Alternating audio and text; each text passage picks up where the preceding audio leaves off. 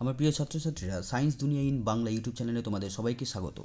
আজকে আমরা মাধ্যমিক 2019-এর গণিত প্রশ্নের সমাধানের 4 নম্বর দাগের সমস্ত প্রশ্নগুলোর সমাধান আলোচনা করব। এটা পার্ট 4 ভিডিও। এর আগের পার্ট 1, পার্ট 2, পার্ট 3 ভিডিও ডেসক্রিপশনে দেওয়া আছে, সেখান থেকে তোমরা দেখে নিতে পারো। ঠিক আছে, তাহলে চলো আমরা শুরু করি। 4 নম্বর প্রশ্ন।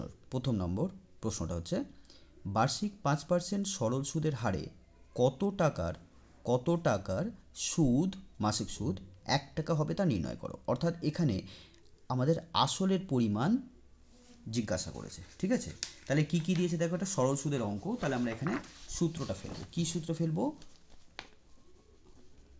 আমাদের আসল নির্ণয় করতে হবে। এখন এখানে কি কি তথ্য দিয়ে দিয়েছে সেগুলোকে আমরা প্রথমে লিখে নিই। আর এর মান দিয়ে দিয়েছে 5%, অর্থাৎ চক্রবৃদ্ধি সুদের হার দিয়ে সরল সুদের হার দিয়ে দিয়েছে। সময় দিয়ে দিয়েছে টি ইকুয়ালস টু 1 মাস। ঠিক আছে, এখানে বলা হয়েছে এক মানে মাসিক 1 টাকা সুদ, তার মানে 1 মাসের সুদ 1 টাকা। এখন 1 মাসটাকে আমরা বছরে নিয়ে যাব, কারণ আমাদের সরল সুদের অঙ্কের ক্ষেত্রে যে সময়টা ব্যবহার করতে হয় সেটা সবসময় বছরে নিয়ে আসতে হয়। ঠিক আছে, তাহলে 1 মাস মানে 1/12 বছর। আচ্ছা, সুদের পরিমাণ কত? সরল সুদের পরিমাণ কত? 1 টাকা। ব্যাস, এবার খুব সহজ, আমরা সরাসরি আসল নির্ণয়ের সূত্রটা ফেলে দেব। তাহলে আসল P equals to 100 into I divided by T into R. এবার মানগুলো এখানে বসিয়ে দাও। 100 ইন্টু আই এর মান 1 ডিভাইডেড বাই টি এর মান 1/12 আর আর এর মান 5। নেক্সট স্টেপ আমরা কী করব, যেহেতু এটা ভাগ আছে, এই ভাগটাকে যদি আমরা গুণ করে দিই তাহলে এখানে যে 12টা আছে 12টা উপরে চলে যাবে। তাহলে 100 ইন্টু 1 মানে 100 হয়, 12টা উপরে চলে গেল, নিচে 5 থাকলো। ঠিক আছে, এবার কেটে দাও। 5 দুগুণে 10, 0। অর্থাৎ পি এর মান আমরা পেয়ে গেলাম 12 দুগুণে 24, 0, অর্থাৎ 240 টাকা। এটা হলো প্রথম প্রশ্নের তোমাদের উত্তর। ঠিক আছে, এত টাকা। পরের প্রশ্ন, এক অংশীদারি ব্যবসায় 3 জনের মূলধনের অনুপাত 3:5:8। প্রথম ব্যক্তির লাভ তৃতীয় ব্যক্তির লাভের থেকে 60 টাকা কম হলে ব্যবসায় মোট কত টাকা লাভ হয়েছিল?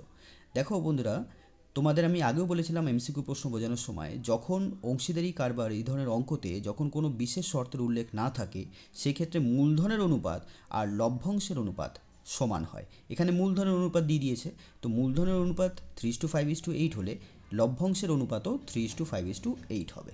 তাহলে লভ্যাংশের অনুপাতটা আমরা এখানে প্রথমে লিখি। ঠিক আছে, তাহলে আমরা অঙ্কটাকে শুরু করি। তাহলে লিখব, যেহেতু মূলধনের অনুপাত সমান সমান লভ্যাংশের অনুপাত, অতএব লভ্যাংশের অনুপাত হবে 3:5:8। এখন যেহেতু লভ্যাংশ অনুপাত আমরা জেনে গেলাম, তাহলে এখন আমরা কি করব, লাভের পরিমাণগুলোকে আমরা ধরে নিতে পারি। তাহলে অতএব প্রথম ব্যক্তির লাভের পরিমাণ আমরা ধরে নিই 3x টাকা। একইভাবে দ্বিতীয় ব্যক্তির লাভের পরিমাণ কত হবে? 5x টাকা হবে। এবং তৃতীয় ব্যক্তির লাভের পরিমাণ হবে 8x টাকা। এবং যেমনটা প্রশ্নে বলা হয়েছে যে প্রথম ব্যক্তির লাভ তৃতীয় ব্যক্তির লাভের থেকে 60 টাকা কম। ঠিক আছে, তার মানে তৃতীয় ব্যক্তির লাভ প্রথম ব্যক্তির লাভের থেকে 60 টাকা বেশি। তাহলে তৃতীয় ব্যক্তির লাভ হচ্ছে 8x টাকা। তাহলে এখন আমরা কী লিখতে পারি? 8x মাইনাস প্রথম ব্যক্তির লাভ 3x টাকা। তাহলে তৃতীয় ব্যক্তি প্রথম ব্যক্তির থেকে কত টাকা বেশি লাভ পেলো? 8x মাইনাস 3x, সেটাই এখানে দিয়ে দিয়েছে 60 টাকা। এখন এটাকে যদি আমরা সমাধান করি তাহলে কিন্তু আমরা এক্সের মানটা পেয়ে যাব। ঠিক আছে, তাহলে আমরা সমাধান করি।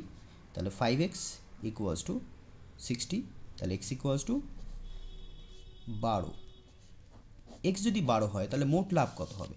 দেখো খুব সহজ, এবারে মোট লাভ, এই লাভগুলোকে আমরা যদি যোগ করে দিই তাহলে আমরা মোট লাভটা পেয়ে যাব 3x plus 5x plus 8x।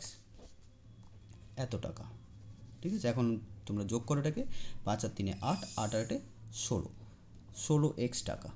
ব্যাস, খুব সহজ। এবার এক্সের জায়গা মানটা বসিয়ে দাও আর গুণ করো। তাহলে 16 × 12, 16 দুগুণে 32, আর 16 16, 2 9 1, 192 টাকা। তাহলে দেখো অঙ্কটা খুবই সহজ ছিল, আমরা আনসারটা পেয়ে গেলাম 192 টাকা। তাহলে ব্যবসায় মোট লাভ হয়েছিল 192 টাকা। পরের প্রশ্ন, এটা খুবই পরিচিত একটি প্রশ্ন, খুবই সহজ।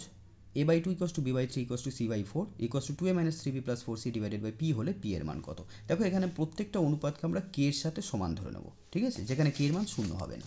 তাহলে আমরা কি করব, আমরা প্রথমে ধরি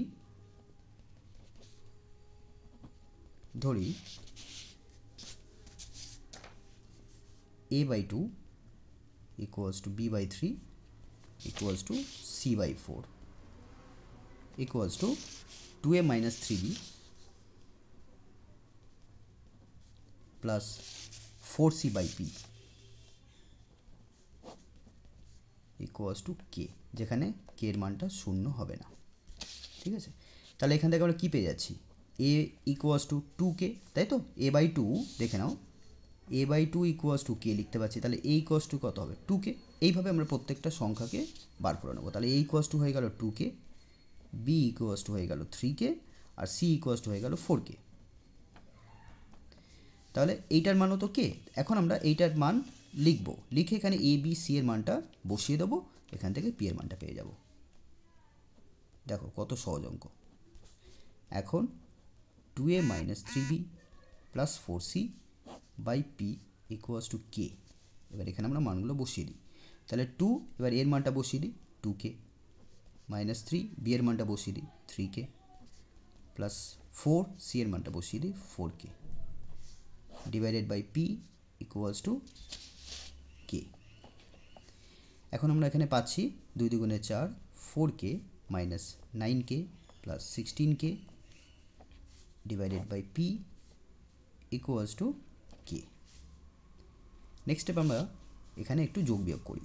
16 আর 4 20, 20 থেকে 9 বাদ দিয়ে দিলাম, তাহলে কত হলো 11, তাই তো, 20 থেকে 9 বাদ দিলে 11k। আর এই পি আর কেটাকে পরিবর্তন করে দিই, পিটাকে এদিকে নিয়ে চলে আসি, কেটাকে এদিকে নিয়ে চলে আসি। এবার কে কে কেটে গেল, ঠিক আছে, যেহেতু কে এর মান 0 নয়, অতএব আমরা কি পেয়ে গেলাম, পি এর মানটা হচ্ছে 11। তাহলে এটা হলো আনসার। দেখো কত সহজ অঙ্ক ছিল। পরের প্রশ্ন, এটা ভেদ থেকে দেওয়া হয়েছে, এক্স ভেদ y² এবং y = 2a, x = a হলে দেখাও যে y² = 4ax। দেখো খুবই সহজ অঙ্ক এটা। এখানে আমি কিন্তু সরাসরি এই বাম পক্ষ ডান পক্ষ ধরেও করতে পারি, এইটা না দিলেও আমাদের কিন্তু অঙ্কটা হয়ে যেত, কারণ y এর মান তো 2a দিয়ে দিয়েছে আর x এর মান a দিয়ে দিয়েছে। তাহলে এটাকেও আমরা সরাসরি করতে পারি, এটাকে ধরে নিতে পারি বাম পক্ষটা ডান পক্ষ। তাহলে যদি আমরা সেটা ধরে করি তাহলেও আমরা করতে পারবো। আমি অঙ্কটাকে দুভাবে করে দেখাচ্ছি, এক হচ্ছে ভেদের নিয়ম আর এক হচ্ছে সরাসরি মানটাকে বসিয়ে। দেখো আমি যদি বাম পক্ষটাকে নিই LHS, তাহলে কি পাচ্ছি y²। এখন y এর মানটা যদি দিয়ে দিয়েছে 2a, তাহলে কি লিখবো, 2 এর হোল স্কোয়ার, মানে কত হয়ে গেল 4a²। এবার আমরা যদি RHS করি 4ax, তাহলে এখানে এখন x এর মানটা বসিয়ে, x এর মান কি a, তাহলে একটা a, তাহলে গুণ করলে কত হবে 4a²। তার মানে কি হলো, দুটো সমান হয়ে গেল, LHS = RHS, তাহলে প্রমাণিত। তাহলে তোমরা শুধু এইটুকুনি করলেই কিন্তু তোমরা ফুল মার্কস পেয়ে যাবে, ঠিক আছে। কিন্তু যেহেতু এটা ভেদ দিয়েছে, আমরা ভেদের নিয়মেও করতে পারি। যদি আমরা এটাকে অন্যভাবে করি তাহলে কিভাবে করব, দেখো যখনই ভেদের অঙ্ক দেবে এখানে তোমরা সবসময় ভেদের চিহ্নটা তুলে দিয়ে একটা ধ্রুবক নিয়ে অঙ্কটাকে তোমাদের শুরু করতে হবে। তাহলে সর্বপ্রথমে কি করব, x ভেদ y² দিয়ে দিয়েছে, এখান থেকে আমরা x = ky² লিখব, যেখানে kটা হলো অশূন্য ভেদ ধ্রুবক, অশূন্য ভেদ ধ্রুবক। এখন কে এর মানটা আমাদের বার করতে হবে, এখানে যে তথ্যটা দিয়েছে সেই তথ্যটাকে ব্যবহার করে কে এর মানটা বার করবে। y এর মান 2a আর x এর মান হচ্ছে a, তাহলে এখানে মানটা বসিয়ে দাও, এর মানটা a আর y এর মানটা 2a বসিয়ে দিলাম। এখন কি হচ্ছে দেখো, এখানে হয়ে গেল এ স্কোয়ার। তাহলে এই 4a স্কোয়ারটাকে এই পাশে নিয়ে চলে আসো, তাহলে ডিভাইড হয়ে যাবে আর এখানে পাবে কে। তাহলে কে এর মানটা আমরা পাচ্ছি কত?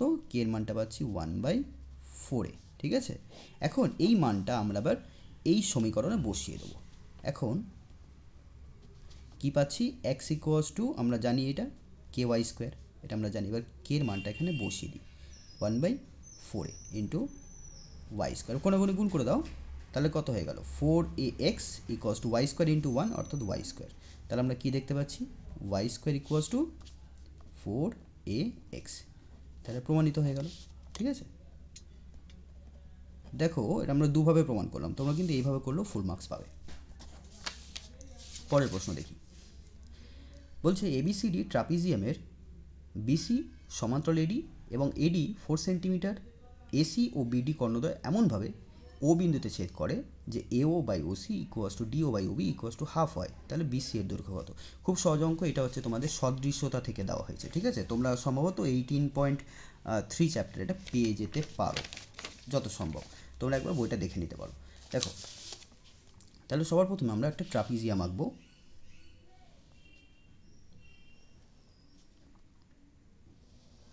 ট্রাপিজিয়াম দেখতে এরকম হবে, যার একজোড়া বিপরীত বাহু সমান্তরাল হবে। এই বাহুটা সমান্তরাল। এখন কোন দুটো বাহু সমান্তরাল? বিসির সাথে এডি। এখন আমরা বিসি উপরে লিখবো না বিসি নিচে লিখবো, তার জন্য আমাদের এইটা একটু দেখতে হবে। দেখো, এও ডিও মানে এটা উপরে আছে, আর উপরের এই মানটা দেখো কম আছে, তাহলে এ আর ডিটা উপরে থাকবে। ঠিক আছে, এডিটা তো বিসির সাথে সমান্তরাল, তাহলে এডিটাকে আমরা উপরে লিখবো, ছোটো বাহুটাকে, এটাকে আমি এডি নাম দিলাম। তাহলে এটা দিতে হবে বিসি। তাহলে দেখো এবিসিডি একটা ট্রাপিজিয়াম হলো যার এডি বিসি সমান্তরাল। এবার বলছে এসি আর বিডি কর্ণ দুটো পরস্পরকে ও বিন্দুতে ছেদ করেছে, এটা জুড়ে দিলাম, এটাকে যুক্ত করে দিলাম। তাহলে এখন আমরা পেলাম এই দুটো কর্ণ পরস্পরকে ও বিন্দুতে ছেদ করেছে। এখন এখানে দেখো এও আর ওসি এটার অনুপাত এখানে বলে দিয়েছে অর্ধেক, মানে এও আর ওসি অর্থাৎ এওটা ওসির অর্ধেক। ঠিক আছে, একইভাবে ডিওটা ওবির অর্ধেক। তাহলে এডির মানটা যদি 4 হয়, এটার মান যদি 4 সেন্টিমিটার হয়, তাহলে এইটার মান কত? তো আমার প্রিয় ছাত্রছাত্রীরা দেখো, এইটা করতে গেলে আমাদের সবার প্রথমে দেখাতে হবে যে এই ত্রিভুজটা এওডি ত্রিভুজটা আর বিওসি ত্রিভুজটা সদৃশ্য ত্রিভুজ। এখন সদৃশ্যতার যে শর্ত আমরা এখানে কাজে লাগাবো সেটা হলো এরকম, যেহেতু বলে দিয়েছে এইটা এই বাহুটার সাথে এই বাহুটার অনুপাত আর এই বাহুটার সাথে এই বাহুটার অনুপাত সমান, তাই তো? সমান, যেটা হাফের সমান। এবং এই যে দুটো বাহু আমরা নিলাম, এই বাহুটা আর এই বাহুটা, আর এখানে এই বাহুটা, তো এই দুই বাহুর মধ্যবর্তী যে কোণটা আর এই দুই বাহুর যে মধ্যবর্তী যে কোণটা, এটাও তো পরস্পর সমান, তাই তো? তো এই যে কোণটা, এই কোণটাকে কেন বলছি আমরা সমান? কারণ এটা বিপ্রতীপ কোণ। যদি এরকমটা হয় দুটো ত্রিভুজের যে একটি কোণ সমান এবং ওই কোণের দুপাশে যে দুটো বাহু আছে তাদের যে অনুপাত সেটাও যদি সমান হয়, তখন ওই দুটো ত্রিভুজকে আমরা বলবো যে এরা সদৃশ্য। কি বললাম? এই দুই বাহুর অনুপাত আর এই দুই বাহুর অনুপাত যদি সমান হয়, অর্থাৎ এরা যদি সমানুপাত গঠন করে এবং ওই দুই বাহুর মধ্যবর্তী যে কোণটা আছে সেই তারাও যদি সমান হয়, তখন ওই দুটো ত্রিভুজকে আমরা বলি সদৃশ্য ত্রিভুজ। তার সদৃশ্য ত্রিভুজের বাহুগুলোর অনুপাত কি হয়? সমান হয়। তো এই বাহুর মধ্যে তো আমরা কোনো সম্পর্ক জানতাম না যে এই বাহুর মধ্যে কী সম্পর্ক, এদের মধ্যে আনুপাতিক সম্পর্ক কিছু আছে কি নেই জানতাম না, কিন্তু এখন আমরা বলতে পারবো যেহেতু এই দুটো ত্রিভুজ সদৃশ্য, তাহলে এই দুটো বাহুর অনুপাতও অর্ধেক হবে। ঠিক আছে, তো এই অর্ধেকটা যদি 4 হয় তাহলে এটা 8 হবে। খুব সহজ অঙ্ক ছিল। তো এটাকে আমরা লিখবো এইভাবে, AO by OC equals to DO by OB BO equals to half, এবং angle AOD equals to angle BOC, এটা হচ্ছে বিপ্রতীপ কোণ। বিপ্রতীপ কোণ। অতএব ত্রিভুজ এওডি সদৃশ্য। এখন এই কোণটার সাথে এই কোণটা সমান হবে। ঠিক আছে, এই কোণটার সাথে এই কোণটা সমান হবে, এই কোণটার সাথে এই কোণটা সমান হবে। তাহলে এ কোণের সাথে সি কোণটা সমান, তাহলে এখানে আমরা ত্রিভুজটা সিটা প্রথমে লিখব। তারপর ও কোণের সাথে ও কোণ সমান, তাহলে এখানে ও লিখব। এবার এখানে ডি কোণের সাথে এখানে বি কোণটা সমান, তাই এখানে বি লিখব। ঠিক আছে, অতএব এবার যখন সদৃশ্য হয়ে যাচ্ছে, এটা সদৃশ্যতা চিহ্ন, যখন সদৃশ্য হয়ে যাচ্ছে তখন আমরা এটা লিখতেই পারি যে যে বাহুটা সম্পর্ক আমরা জানতাম না সেই বাহুটাও এই যে বাহুর যে অনুপাত তার সাথে সমান হবে, অর্থাৎ AO by OC equals to DO by BO equals to AD by BC. এবার এডির মান কত? এডির মান 4 দিয়ে দিয়েছে, ঠিক আছে। তাহলে বিসির মান চেয়েছে, বিসি ইকুয়ালস টু, এটা তো আমরা জানি হাফ, তাই তো, হাফ। তাহলে আমরা কী পেয়ে গেলাম? 4 by BC equals to half. তাহলে এবার কোনাগুনি গুণ করো, তাহলে বিসি ইকুয়ালস টু হয়ে গেল 4 দুগুণে 8 সেন্টিমিটার। তাহলে খুবই সহজ একটি প্রশ্ন ছিল।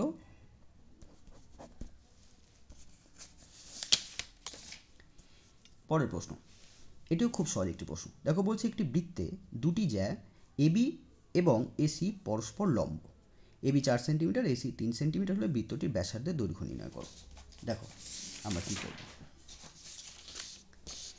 একটা বৃত্ত আছে যার দুটো জ্যা এবি আর এসি পরস্পর লম্ব। এখন দেখো এই দুটো জ্যার মধ্যে কিন্তু একটা সাধারণ বিন্দু আছে এ, তার মানে এ বিন্দু দিয়ে দুটো জ্যা অঙ্কন করব, যে দুটো জ্যা পরস্পর লম্ব হবে। 6 নম্বর অঙ্ক।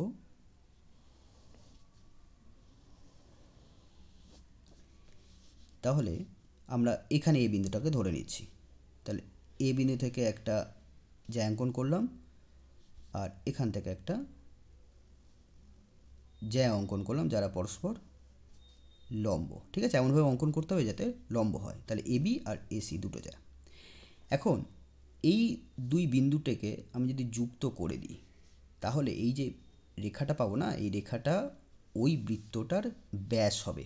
কারণ এখানে যখনই বৃত্তের উপরিস্থ কোনো বিন্দুতে দুটো জ্যা দ্বারা যে কোণ সৃষ্টি হয়, সেটার মান যখনই 90 ডিগ্রি হবে, বুঝে নেবে ওই জ্যায়ের যে বাকি যে দুটো বিন্দু পাচ্ছি আমরা, অর্থাৎ এখানে বি আর সি, তাকে যুক্ত করলে সবসময় আমরা ওই বৃত্তের ব্যাস পাবো। কারণ তোমরা জানো অর্ধবৃত্তস্থ কোণ সমকোণ হয়। তাহলে এটা বৃত্তের উপরিস্থ একটা বিন্দু, আর এই বিন্দুতে যদি একটা সমকোণ অর্থাৎ 90 ডিগ্রি তৈরি হয়, তাহলে এই যে দুপাশে দুটো বিন্দু দেখতে পাচ্ছি, বিন্দুকে যুক্ত করলে সেটা অবশ্যই ওই বৃত্তের কী হবে? ব্যাস হবে। এটা মাথায় রাখবে, ঠিক আছে। তাহলে এটা বৃত্তের ব্যাস। তাহলে লিখব যেহেতু এবি আর এসি পরস্পর লম্ব, অতএব অ্যাঙ্গেল বিএসি এই কোণটার মান 90 ডিগ্রি, যেটাকে আমরা বলবো অর্ধবৃত্তস্থ কোণ। অর্ধবৃত্তস্থ কোণ। অতএব বিসি হলো বৃত্তটির ব্যাস। এখন দেখো এখানে আর কি দিয়েছে, এবি এই রাশিটার মান দিয়ে দিয়েছে 4, মানে এই যে রেখাটা দেখতে পাচ্ছি এই রেখাটার মান 4 সেন্টিমিটার, এসি রেখাটার মান 3 সেন্টিমিটার। তাহলে দেখো এটা যে একটা সমকোণী ত্রিভুজ, তাহলে এই সমকোণের বিপরীত বাহুকে আমরা অতিভুজ বলি। তাহলে অতিভুজের পরিমাপটা আমরা পিথাগোরাসের সূত্র ফেলে বার করে নিতে পারি। তাহলে আমরা পিথাগোরাসের সূত্র ফেলে বিসিটাকে পরিমাপ করব। তাহলে বিসিটা ইকুয়ালস টু কত হবে? লম্বের স্কোয়ার অর্থাৎ 4 স্কোয়ার, আর ভূমির স্কোয়ার অর্থাৎ 3 স্কোয়ার। তাহলে কত হলো? 16 প্লাস 9 অর্থাৎ 25। 25-এর বর্গমূল কত হবে?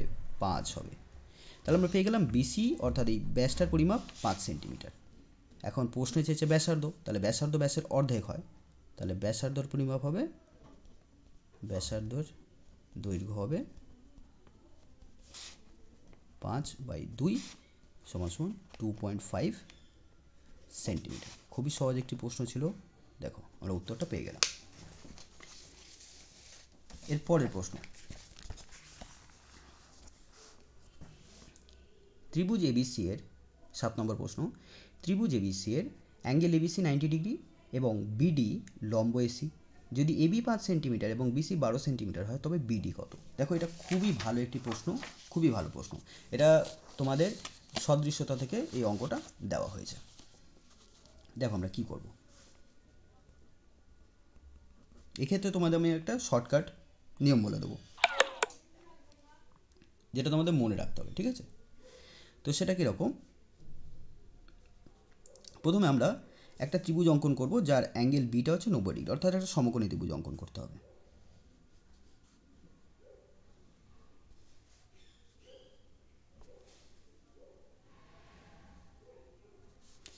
এবার বিতে 90 ডিগ্রি আছে। এবার আমরা দেখতে পাচ্ছি এবি হচ্ছে 5, তাহলে এটাকে আমরা নাম দিয়ে দিই এবি, এটা 5 সেন্টিমিটার, আর বিসি এটা হচ্ছে 12 সেন্টিমিটার। তো খুব সহজে আমরা কিন্তু এসিটাকে বার করে নিতে পারি। হ্যাঁ, অতিভুজটা আমরা বার করে নিতে পারি। তো আমাদের অতিভুজটা জানা হয়ে যাবে, পিথাগোরাসের সূত্র ফেলে আমরা বার করে নেব। এবার বিডি মানে কি? বিডিটা হচ্ছে এসির উপর লম্ব। তাহলে বি থেকে একটা লম্ব অঙ্কন করবো যেটা এসিকে ডি বিন্দুতে ছেদ করবে। এই হয়ে গেল, এটা 90 ডিগ্রি, এদিকেও 90 ডিগ্রি, ঠিক আছে। তো এটা তোমরা জানো, তোমাদের একটা উপপাদ্য আছে, সদৃশ্যতার একটা উপপাদ্য আছে, যে কোনো সমকোণী ত্রিভুজের সমকৌণিক বিন্দু থেকে যদি অতিভুজের উপর লম্ব অঙ্কন করা যায়, তবে এই যে দুটো ত্রিভুজ তৈরি হবে, ওই লম্বের দুপাশে যে দুটো ত্রিভুজ তৈরি হবে, তারা পরস্পর সদৃশ্য হয় এবং তারা মূল ত্রিভুজের সাথে অর্থাৎ এবিসি ত্রিভুজের সাথেও সদৃশ্য হবে। এবং এই উপপাদ্যটা খুবই গুরুত্বপূর্ণ, খুব ভালো করে পড়ে নেবে, ঠিক আছে? এখান থেকে কিন্তু অঙ্ক প্রায় সময় এসে থাকে। তো এক্ষেত্রে তোমাদের শর্টকাট আমি নিয়ম বলে দিচ্ছি, এটা তোমরা মনে রাখবে, আমি নোট লিখে রাখছি।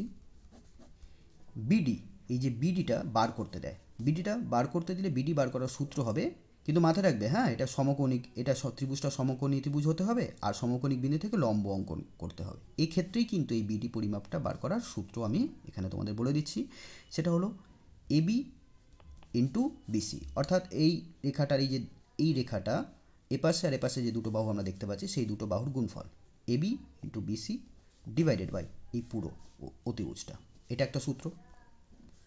আর এই বিডিটাকে আরও অন্যভাবে বার করা যায়, BD square equals to eddy into DC, এভাবে বার করা যায়। এখন এই দুটো রাশিকে গুণ করে যদি আমরা স্কোয়ারটা তুলে দিই, বর্গমূল করব, বর্গমূল করলে এই বিডির মানটা পেয়ে যাবো। এই দুভাবে বার করা যায়।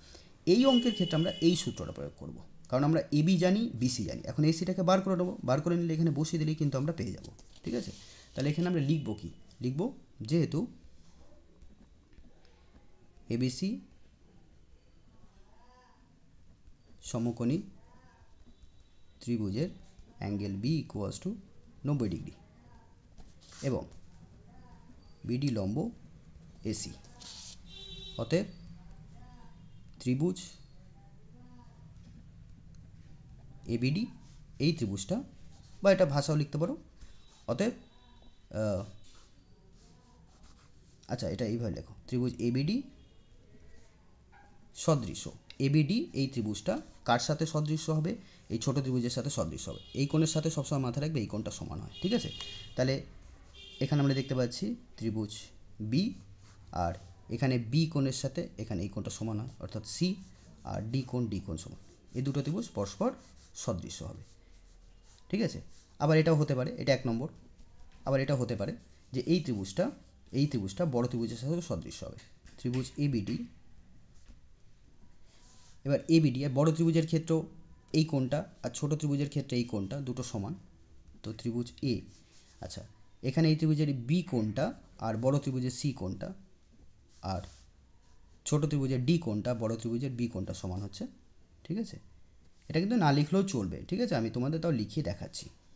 এবং ছোট ত্রিভুজটা নিয়ে নাও, ত্রিভুজ বিসিডি সদৃশ্য, ঠিক আছে? এবিডি বিসিডির সাথে সদৃশ্য, আবার এবিডি এসিবির সাথে সদৃশ্য, তাহলে বিসিডিটাও এসিবির সাথে সদৃশ্য হবে, ঠিক আছে? এটা 3 নম্বর। যদি এটা হয় তাহলে তখন তুমি এটা লিখে দেবে, অতএব BD equals to AB into BC by AC. এবার আমরা এসিটাকে বার করে নেব, এখানে মানটা বসিয়ে দাও, এবি হচ্ছে 5, বিসি হচ্ছে 12, আর এসিটাকে আমরা বার করে নিই। এসি হচ্ছে তো অতিভুজ, তাহলে অতিভুজের স্কোয়ার ইকুয়ালস টু আমরা জানি লম্বের স্কোয়ার প্লাস ভূমি স্কোয়ার, তাহলে এখানে বসিয়ে দাও 5 স্কোয়ার প্লাস 12 স্কোয়ার, অর্থাৎ 25 প্লাস 144, অর্থাৎ 169, তাহলে 13 হয়ে গেল, ঠিক আছে? তাহলে এসির মানটা 13, এখানে 13 বসিয়ে দাও। এবার কাটাকুটি করো, কাটাকুটি হচ্ছে না, 5 12 60, 60 বাই 13, আচ্ছা 4 13 52, 8, তাহলে এত সেন্টিমিটার। তাহলে এটা হলো তোমার এই প্রশ্নের উত্তর।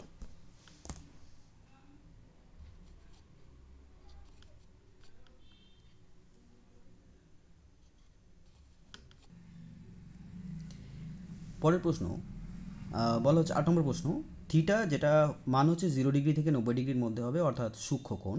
তো থিটায়ের কোন মান বা মানগুলির জন্য 2 sin theta cos theta equals two cos theta হবে? খুবই সহজ একটি প্রশ্ন, কিন্তু একটু অন্য ধরনের প্রশ্ন, এটা কিন্তু তোমাদের বইতে নেই। তো দেখো আমরা কি করব এটাকে, যেহেতু এখানে আমাদের থিটার মান বার করতে হবে, যেখানে এটা এই সমীকরণটা এখানে দিয়ে দিয়েছে, তো এটাকেই আমরা কাজে লাগাবো। দিয়েছে 2 sin theta into cos theta equals two cos theta. সাধারণত আমাদের এখানে কি করতে বলেছে, সমাধান করতে বলেছে, ঠিক আছে? থিটার মান আমাদের বার করতে হবে। তো আমরা এই cos থিটাটাকে এই পাশে নিয়ে চলে আসবো, 2 sin theta into cos theta minus cos theta. তোমাদের আমি বলে রাখি, ত্রিকোণমিতির অঙ্ক তখনই করবে যখন তোমার সমস্ত সূত্র খুব ভালো করে মুখস্থ আছে, ঠিক আছে? খুব ভালো করে মুখস্থ করার পর ত্রিকোণমিতির অঙ্কগুলো করবে, দেখবে খুব সহজেই তোমরা নিজেরাই করতে পারছো। সূত্র যদি মুখস্থ না থাকে তাহলে কিন্তু অঙ্কগুলো করতে পারবে না, বা আমি যে বোঝাচ্ছি সেটা হয়তো বুঝবে কিন্তু কেন করছি সেটা কিন্তু বুঝতে পারবে না। নিজে থেকে বুঝতে গেলে সূত্রগুলো খুব ভালো করে তৈরি করে রাখতে হবে। এখন আমরা cos থিটাটা কমন নেব। cos থিটাকে যদি কমন নিই তাহলে পড়ে থাকছে 2 sin theta minus 1 equals to 0। এখন দুটো রাশি, এটা একটা রাশি ব্র্যাকেটে দেওয়া মানে এটা একটা রাশি, তো এই রাশিটার এই রাশিটার গুণফল শূন্য। তো রাশি দ্বয়ের গুণফল যদি শূন্য হয় তার মানে আমরা বলতে পারি যে এই রাশিটাও শূন্য হতে পারে বা এই রাশিটাও শূন্য হতে পারে। তো এই অর্থে আমরা তাহলে কি বলতে পারি, হয় cos থিটা ইকুয়ালস টু 0 অথবা 2 sin theta minus 1 equals to 0। আচ্ছা, cos থিটার মান 0 কখন হয়? থিটার কোন মানের জন্য cos থিটার মান 0 হয়? থিটা যখন 90 ডিগ্রি হবে অর্থাৎ cos 90 ডিগ্রির মান 0 হয়। তো এই অর্থে আমরা কী পেয়ে যাচ্ছি, থিটার মান 90 ডিগ্রি, ঠিক আছে? তাহলে এটা হলো একটা উত্তর। আবার এখান থেকে দেখতে পাচ্ছি 2 sin থিটা ইকুয়ালস টু 1, 1টাকে আমরা ওপাশে নিয়ে চলে যাই, 2 sin থিটা ইকুয়ালস টু 1। তাহলে এখান থেকে পাচ্ছি সাইন থিটার মান কত, সাইন থিটার মান হাফ। এবার তোমরা ভেবে দেখো তো সাইন থিটার মান কখন হাফ হয়, কত ডিগ্রি কোণের জন্য সাইনের মান হাফ হয়? 30 ডিগ্রির জন্য, তাহলে থিটার মান 30 ডিগ্রি। তাহলে আমরা উত্তর পেয়ে গেলাম, অতএব থিটা ইকুয়ালস টু 30 ডিগ্রি বা 90 ডিগ্রি। তাহলে এটা হলো আমাদের আনসার, ঠিক আছে? এটা বা লিখবে, হ্যাঁ, এবং লিখবে না, কারণ একই সাথে দুটো মান হতে পারে না, 30 ডিগ্রি হবে অথবা 90 ডিগ্রি হবে। পরের প্রশ্ন, sine ten theta equals to cos 8 theta এবং টেন থিটা ধনাত্মক সূক্ষ্মকোণ হলে ট্যান 9 থিটার মান কত? এই ধরনের প্রশ্ন কিন্তু প্রায় সময় এসে থাকে, খুব ভালো করে যত্ন সহকারে তোমাদের কিন্তু পড়তে হবে। তো দেখো আমরা 9 নম্বর প্রশ্নটা করব। এখানে দিয়ে দিয়েছে sine ten theta equals to cos 8 theta, আর আমাদের বার করতে হবে ট্যান 9 থিটার মান, ঠিক আছে? দেখো কী করব।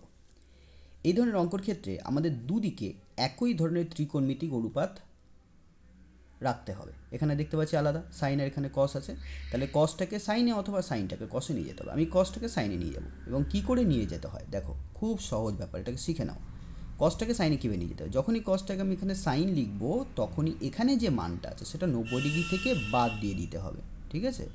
90 ডিগ্রি থেকে বাদ দিয়ে দেবে, এটা পুরো কোণের অঙ্ক, ঠিক আছে? এখন দুদিকে সাইন আছে, তো ভেবে নাও যে সাইন কেটে গেল, আসলে কিন্তু কাটে না, তো ভেবে নাও সাইন কেটে গেল, তাহলে কি হচ্ছে, তাহলে আমরা পাচ্ছি ten theta equals to 90 degree minus 8 theta. এখন 8 থিটাটাকে আমরা এই পাশে নিয়ে চলে আসি, তাহলে tan theta plus 8 theta equals to 90 degree. তাহলে 10 আর 8 অ্যাড করলে আমরা পেয়ে যাচ্ছি 18 থিটা ইকুয়ালস টু 90 ডিগ্রি। তাহলে এখন 18টাকে পাশে নিয়ে চলে যাও, theta equals to 90 degree by 18, তাহলে 5 8 90, তাহলে আমরা থিটার মানটা পেয়ে গেলাম 5 ডিগ্রি। এখন এই মানটা আমরা এখানে ব্যবহার করব, তাহলে আমাদের ট্যান 9 থিটার মান বার করতে দিয়েছে, ট্যান 9 থিটা মানে তাহলে ট্যান 9 ইন্টু 5, ওকে? তাহলে আমরা পেয়ে গেলাম ট্যান 45 ডিগ্রি, এবং ট্যান 45 ডিগ্রির মান আমরা জানি 1, তাহলে এই প্রশ্নের উত্তর হয়ে গেল 1। পরের প্রশ্নে যাব। বলছে একটি আয়তঘনাকৃতি ঘরের দৈর্ঘ্য প্রস্থ উচ্চতা যথাক্রমে এ একক, বি একক এবং সি একক, এবং A plus B plus C 25, A B plus B C plus C equals to 240.5 হলে ঘরটির দৈর্ঘ্য মধ্যে যে বৃহত্তম দণ্ডটি রাখা যাবে তার দৈর্ঘ্য কত? দেখো এখানে এখানে কিন্তু একটা বীজগণিত, এই যে পরিমিতির অঙ্কটা দিয়েছে এটার মধ্যে বীজগণিত মিলিয়ে দিয়েছে, ঠিক আছে? আমাদের বার করতে হবে কি, সব থেকে বড় যে দণ্ডটা রাখা যাবে সেটা হয় ওই ঘরটার কর্ণের দৈর্ঘ্য, ওটা হবে কর্ণ, ঠিক আছে? অর্থাৎ এখানে সরাসরি কিন্তু কর্ণের দৈর্ঘ্য চাইনি, সব থেকে বড় দণ্ডটা যেটা রাখা যাবে তার দৈর্ঘ্য চেয়েছে, আমাদের এক্ষেত্রে কর্ণের দৈর্ঘ্য বার করতে হবে। তো দেখো এরকম একটা আয়তঘনাকৃতি ঘর আছে,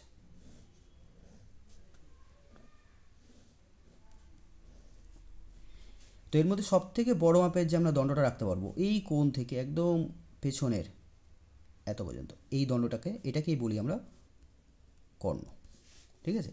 এটা হচ্ছে দৈর্ঘ্য যেটা হচ্ছে এ, এটা হচ্ছে প্রস্থ যেটা হচ্ছে বি, এটা হচ্ছে উচ্চতা যেটা হচ্ছে সি। এবং এই কর্ণের দৈর্ঘ্যের যে সূত্রটা সেটা হলো root under A square plus B square plus C square, অর্থাৎ এইটা আমাদের বার করতে হবে। কী কী দিয়ে দিয়েছে? এখানে দিয়ে দিয়েছে A plus B plus C equals to 25 একক, আর এটা দিয়ে দিয়েছে A B plus BC plus C A equals to 240.5 এটা একক, এটা দিয়ে দিয়েছে। তাহলে এখন আমরা কি করব আমার প্রিয় ছাত্রছাত্রীরা, এখানে দেখো এই সূত্রটা তোমাদের মুখস্থ রাখতে হবে। এখানে লিখছি আমি A plus B plus C whole square equals to, এটা সূত্র হচ্ছে এ স্কোয়ার, এটা তোমরা 9 ক্লাসে শিখেছো, ঠিক আছে, কিন্তু ভুলে গেছো হয়তো। A square plus B square plus C square plus 2 into A B plus BC plus C A. এখন আমরা যদি এইখানে মানটা বসিয়ে দিই, এখানে মানটা বসিয়ে দিই, তাহলে আমাদের এই মানটা বেরিয়ে যাবে, তাই তো? এই মানটাকে আমি ব্র্যাকেটে রাখলাম, এই মানটা বেরিয়ে যাবে, আর এইখানে এইটা বেরিয়ে গেলেই আমরা কিন্তু এইখানটায় বসিয়ে দেবো আর কর্ণের মানটা পেয়ে যাব। তাহলে বসিয়ে দাও, এ প্লাস বি প্লাস সি এর মানটা কত? 25। তাহলে 25 স্কোয়ার ইকুয়ালস টু, এটা হচ্ছে যা আছে তাই লেখো, প্লাস 2 ইন্টু এটার মানটা বসিয়ে দাও 240.5, ঠিক আছে। এখন আমরা এখানে ক্যালকুলেশন করি, দেখো কত হচ্ছে 25 স্কোয়ার মানে 625 equals to A square plus B square plus C square plus 240 দুগুণে 280, 280 আর 0.5 মানে 1, অর্থাৎ 240 ইন্টু 2 মানে 480, ঠিক আছে, 480 আর 1 তাহলে 481। তাহলে আমরা পেয়ে যাচ্ছি A square plus B square plus C square equals to 625, আর এটাকে পাশে নিয়ে গেলাম 481। তাহলে এখন বিয়োগ করো, বিয়োগ করলে আমরা পাচ্ছি এদিকে 4, 8 আর 4 12, হাতে 1 5, 144। এবার আমরা লিখব বৃহত্তম দণ্ডের দৈর্ঘ্য ইকুয়ালস টু কর্ণের দৈর্ঘ্য। এবার কর্ণের দৈর্ঘ্য সূত্র হচ্ছে root under A square plus B square plus C square, অর্থাৎ রুট আন্ডার 144। আমরা জানি সবাই 140 বর্গমূল কত হয়? 12 হয়, তাহলে 12 একক, ঠিক আছে, একক। তাহলে আমরা উত্তরটা পেয়ে গেলাম। সব থেকে বড় মাপের যে দণ্ডটা আমরা রাখতে পারবো তার পরিমাপ হবে 12 একক। আশা করছি বুঝতে পেরেছ। পরের প্রশ্ন দেখো, এটাও পরিমিতি থেকে দেওয়া হয়েছে। বলছে একটি লম্ব বৃত্তাকার শঙ্কুর পার্শ্বতলের ক্ষেত্রফল ভূমির ক্ষেত্রফলের √5 গুণ। শঙ্কুটির উচ্চতা ও ভূমির ব্যাসার্ধের অনুপাত বার করো। উচ্চতা অর্থাৎ এইচ, ভূমির ব্যাসার্ধ অর্থাৎ আর। এইচ এবং আর এর অনুপাত অর্থাৎ H/R আমাদের এখানে বার করতে হবে। কি শর্ত এখানে দিয়ে দিয়েছে একটি লম্বিত শঙ্কুর পার্শ্বতলের ক্ষেত্রফল ভূমির ক্ষেত্রফলের √5 গুণ। তো আমরা এখানে যেটা দিয়েছে সেটা লিখব, পার্শ্বতলের ক্ষেত্রফল ইকুয়ালস টু √5 ইন্টু ভূমির ক্ষেত্রফল, ঠিক আছে। এখন আমরা জানি শঙ্কুর পার্শ্বতলের ক্ষেত্রফলের সূত্র হচ্ছে পাই আর এল, আর ভূমির ক্ষেত্রফলের সূত্র হচ্ছে পাই আর স্কোয়ার। এখানে আমরা উল্লেখ করে দেবো এলটা কি? শঙ্কুর তির্যক উচ্চতা, আর আরটা কি? শঙ্কুর ভূমির ব্যাসার্ধের দৈর্ঘ্য, ঠিক আছে। এখন এখানে পাই আর পাই কেটে গেল, আর এখানে দুটো আর আছে, এখানে একটা আছে, তাহলে একটা আর কেটে গেল, তাহলে এখানে একটা আর থাকবে। তাহলে এখান থেকে পেয়ে গেলাম এল এর মানটা √5R। এখন আমরা কি করব? আমরা জানি একটা শঙ্কু যদি এরকম হয়, তো এই শঙ্কুর লম্ববৃত্তাকার শঙ্কু, এই লম্ববৃত্তাকার শঙ্কুর এই যে ভূমির ব্যাসার্ধ আর, এটা হলো উচ্চতা এইচ, আর এটা তির্যক উচ্চতা। এই এইচ, এল এবং আর এর মধ্যে একটা সমকোণী ত্রিভুজ গঠিত হয়। যার এটা হচ্ছে সমকোণ, অর্থাৎ এলটা হচ্ছে অতিভুজ। তাহলে এই ক্ষেত্রে আমরা পিথাগোরাসের সূত্র প্রয়োগ করতে পারি। তাহলে পিথাগোরাসের সূত্র প্রয়োগ করলে আমরা কী পাবো? L square equals to H square plus R square. এখন আমরা এল এর মানটা বসিয়ে দিই। √5r equals to H square plus R square. এখানে কিন্তু আমরা বর্গ দেবো, ঠিক আছে? তাহলে এখানে হয়ে গেল কত? 5r স্কোয়ার, আর স্কোয়ারটাকে পাশে নিয়ে চলে আসলাম, R square equals to H square. আচ্ছা, তাহলে এখানে হয়ে গেল 4r square equals to H square.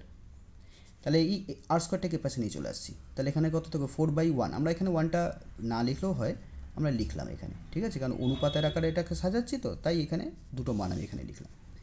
Next স্টেপে আমরা বলতে পারি এখানে দুটোতে স্কোয়ার আছে, তাই স্কোয়ারটা তুলে দিলে আমাদের এই রাশিটার বর্গমূল হয়ে যাচ্ছে। তাহলে আমরা কী পেয়ে গেলাম? h/r 2/1, অর্থাৎ h/r ইকুয়ালস টু 2:1। তাহলে এটাই হলো আমাদের উত্তর। আশা করছি বুঝতে পেরেছ। লাস্ট অঙ্ক, প্রথম 2n+1 সংখ্যক ক্রমিক স্বাভাবিক সংখ্যার মধ্যবর্তী সংখ্যা n+103/3 হলে n এর মান নির্ণয় করো। দেখো ছাত্রছাত্রীরা, এখানে এই অঙ্কটা কিন্তু তোমাদের সিলেবাসের বাইরে দিয়েছে অঙ্কটা, ঠিক আছে? এই অঙ্কটা সিলেবাসের বাইরে আছে, আমি এই অঙ্কটাকে করে দেখাচ্ছি। এখানে একটা ইম্পর্ট্যান্ট একটা সূত্র আমি এখানে লিখবো, সেই সূত্রটা এখানে প্রয়োগ করতে হবে। বলছে প্রথম 2n+1, এটা কিন্তু বিজোড় সংখ্যক, ঠিক আছে? মানে 2n+1 সংখ্যক ক্রমিক স্বাভাবিক সংখ্যা। এখন ক্রমিক স্বাভাবিক সংখ্যা মানে পরপর যে স্বাভাবিক সংখ্যাগুলো হয়, যেমন স্বাভাবিক সংখ্যা আমরা জানি শুরু হয় 1 থেকে, তাহলে 1, 2, 3, 4 এগুলো সবই হচ্ছে ক্রমিক স্বাভাবিক সংখ্যা, ঠিক আছে? স্বাভাবিক সংখ্যা পরপর আছে। আর প্রথম স্বাভাবিক সংখ্যাটা হচ্ছে 1। আর প্রত্যেকটা স্বাভাবিক সংখ্যার মধ্যে পার্থক্য কত? পার্থক্যটা আমরা দেখতে পাচ্ছি 1। তো এই পার্থক্যটাকে আমরা ডি দিয়ে সূচিত করবো। হ্যাঁ, দুটো পরপর সংখ্যার মধ্যে পার্থক্য কী, সেটাকে ডি দিয়ে সূচিত করবো। এবং পার্থক্যটা কত হচ্ছে আমরা দেখতে পাচ্ছি 1, 2 আর 3 এর মধ্যে গ্যাপটা কত? মানে আমরা পেছনের সংখ্যা থেকে আগের সংখ্যাটাকে বাদ দেবো। তাহলে 3 - 2 1, 4 - 3 1, প্রত্যেক ক্ষেত্রে পার্থক্য এক। সেই পার্থক্যটাকে আমরা ডি লিখবো, ঠিক আছে? আমরা সূত্রটা প্রয়োগ করার জন্য এই নিয়মটা তোমাদের আমি বলে দিলাম। তাহলে ক্রমিক স্বাভাবিক সংখ্যা 1 থেকে শুরু হবে এবং পরপর সংখ্যা চলতে থাকবে। এরকম 2n+1 সংখ্যক ক্রমিক স্বাভাবিক সংখ্যা আছে এবং যার মধ্যবর্তী সংখ্যাটা হচ্ছে এত হলে n এর মান কত? দেখো, এক্ষেত্রে আমি যে সূত্রটা ব্যবহার করব সেটা হলো এরকম।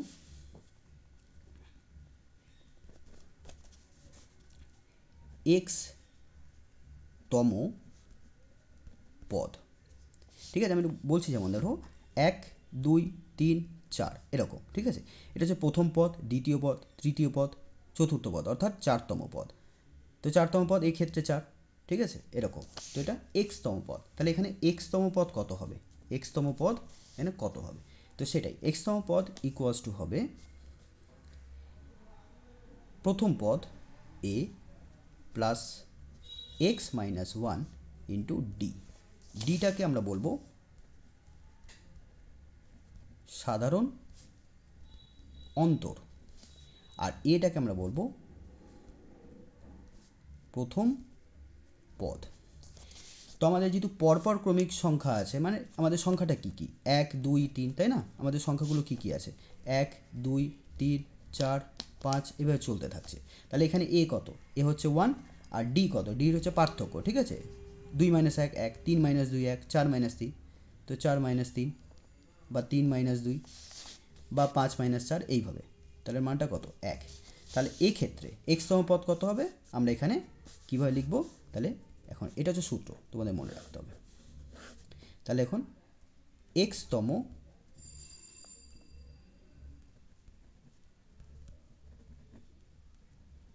স্বাভাবিক সংখ্যার x তম স্বাভাবিক সংখ্যা তাহলে কত হবে? এর জায়গায় আমরা 1 লিখে দেবো, x - 1, আর ডি এর জায়গায় 1 লিখে দেবো, অর্থাৎ 1 প্লাস x - 1, 1 1 এখানে কেটে গেল, ঠিক আছে? তাহলে দেখতে পাচ্ছি 1 1 কেটে গেল। তাহলে x তম স্বাভাবিক সংখ্যা কত হবে? x হবে, যেটা আমি তোমাদের বলছিলাম যে প্রথম স্বাভাবিক সংখ্যা 1, দ্বিতীয় স্বাভাবিক সংখ্যা 2, তৃতীয় স্বাভাবিক সংখ্যা 3, চতুর্থতম স্বাভাবিক সংখ্যা 4। তাহলে এরকমভাবে x তম স্বাভাবিক সংখ্যা x হবে, ঠিক আছে? এইটা তোমাদের মনে রাখতে হবে যে x তম স্বাভাবিক সংখ্যার মানটাও কিন্তু x তম স্বাভাবিক সংখ্যার মানটা কিন্তু xই হবে। 6 নম্বর স্বাভাবিক সংখ্যার মান 6 হবে, 15তম স্বাভাবিক সংখ্যার মান 15 হবে। এবার এইখানে কি বলেছে, 2n+1 সংখ্যক ক্রমিক স্বাভাবিক সংখ্যার মধ্যবর্তী সংখ্যা। তাহলে মধ্যবর্তী সংখ্যাটা কোনটা হবে সেটা আগে বার করতে হবে। আমরা জানি যে 2n+1টা কী সংখ্যা, 2n+1টা হচ্ছে একটা বিজোড় সংখ্যা। এবার বিজোড় সংখ্যার ক্ষেত্রে একটাই মধ্যপদ হয়। যেমন ধরো আমাদের 3টে আঙুল আছে, 3টে আঙুলের মানে মাঝখানের আঙুল কোনটা, এইটা 2 নম্বরটা, এদিক থেকে 2 এদিক থেকে 2, তো 3টে আঙুলের মধ্যে মাঝখানের পদটা বলছি দ্বিতীয় পদ। কী করে পাবো, এই 3-এর সাথে 1 যোগ করে দাও, 3-এর সাথে 1 4, 4-এর অর্ধেক করো, 4-এর অর্ধেক 2, তাহলে দেখো 2 নম্বর পদটা পাচ্ছ। ঠিক আছে, তাহলে 2n+1 বিজোড় সংখ্যা, তাহলে বিজোড় সংখ্যক পদের মধ্যপদ একটাই হয়, 3-এর মাঝখানে একটাই হচ্ছে আঙুল দেখতে পাচ্ছি। তো সেটা কি করে পেলাম, এর সাথে 1 যোগ করলাম, তারপর 2 দিয়ে ভাগ করলাম, তাহলে এর সাথে আমরা 1 যোগ করব, তারপর 2 দিয়ে ভাগ করব, তাহলে মধ্যপদটা পেয়ে যাব। তাহলে অতএব মধ্যবর্তী পদটি হবে 2n+1+1/2 তম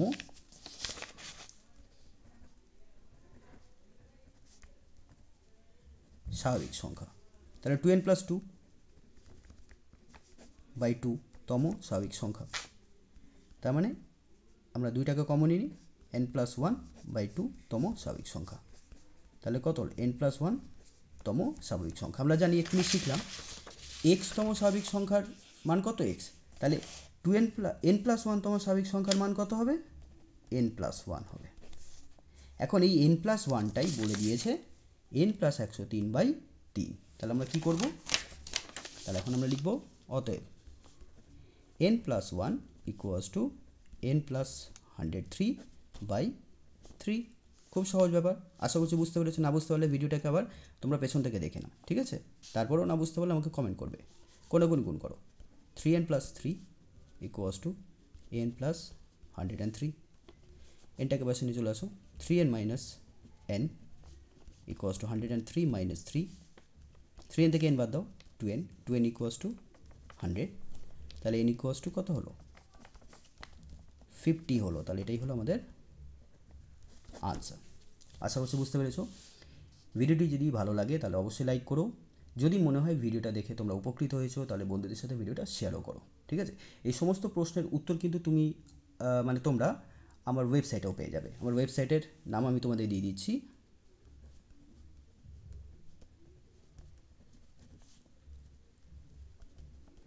learningscience.co.in। তোমরা যদি গুগলে গিয়ে সার্চ করো যে মাধ্যমিক 2019 ম্যাথমেটিক্স সলিউশন, তাহলে সেইটা সার্চ করলেও তুমি এই সাইটটা পেয়ে যাবে। আরও অনেক ওয়েবসাইট হয়তো পেতে পারো, কিন্তু তোমরা এই সাইটটাতে চলে যাবে। এই সাইটে দেখলে আমার ওয়েবসাইটে তুমি চলে যাবে, দেখবে সমস্ত প্রশ্নের সমাধান ওখানে করে দেওয়া আছে। শুধু অঙ্ক না, অন্য অন্য বিষয়ের সমাধানও তোমরা ওখানে পেয়ে যাবে, অন্য অন্য সাবজেক্টের নোটসও পেয়ে যাবে, ঠিক আছে। আশা করছি তোমাদের ভালো লাগবে। তোমরা ওয়েবসাইটটা ভিজিট করো আর বন্ধুদেরও ওয়েবসাইটটা শেয়ার করে দাও। ধন্যবাদ।